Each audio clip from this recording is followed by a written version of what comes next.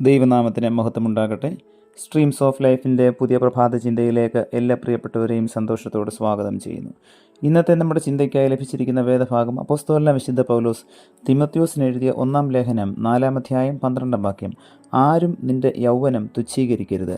വാക്കിലും നടപ്പിലും സ്നേഹത്തിലും വിശ്വാസത്തിലും നിർമ്മലതയിലും വിശ്വാസികൾക്ക് മാതൃകയായിരിക്കാം. ദൈവഭക്തനായ ഒരു മനുഷ്യന് സ്വന്തമായി ഒരു ലോറി ഉണ്ടായിരുന്നു. തൻ്റെ ഉപജീവന മാർഗമായ ആ ലോറിക്ക് അയാൾ ക്രിസ്തു എൻ്റെ പങ്കാളി എന്നാണ് പേര് നൽകിയിരുന്നത്. വ്യത്യസ്തമായ ഈ പേര് കണ്ട പലരും അയാളെ പരിഹസിച്ചു. ആര് പരിഹസിച്ചാലും ഈ പേര് ഞാൻ മാറ്റുകയില്ല. എൻ്റെ രക്ഷകനായ ക്രിസ്തുവിൻ്റെ വകയാണ് ഞാൻ.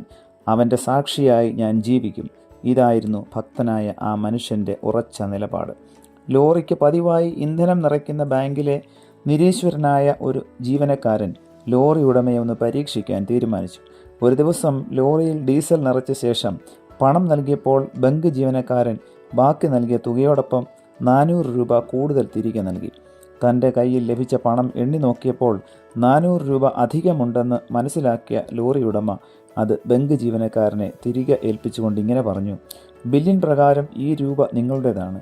എനിക്കും എൻ്റെ പങ്കാളിയായ ക്രിസ്തുവിനും ഈ പണം ആവശ്യമില്ല. ദൈവഭക്തനായ ആ മനുഷ്യൻ്റെ വിശ്വസ്തത കണ്ട് അത്ഭുത സ്തംഭനായ ആ ബാങ്ക് ജീവനക്കാരൻ പിന്നീട് ക്രിസ്തുവിൽ വിശ്വസിക്കുന്നതിന് ഈ സംഭവം കാരണമായി.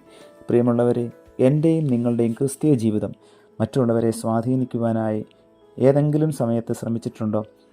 നമ്മുടെ വാക്കുകൾ, നമ്മുടെ ചിന്തകൾ, മറ്റുള്ളവരുള്ള നമ്മുടെ ഇടപാടുകൾ എല്ലാം ക്രിസ്തു കേന്ദ്രീകൃതമാകുമ്പോഴാണ് യഥാർത്ഥത്തിൽ നാം ക്രിസ്തു ശിഷ്യനാകുന്നതും ക്രിസ്തുവിനെ പിൻപറ്റുന്ന അനുഭവമുള്ളവരാകുന്നതും.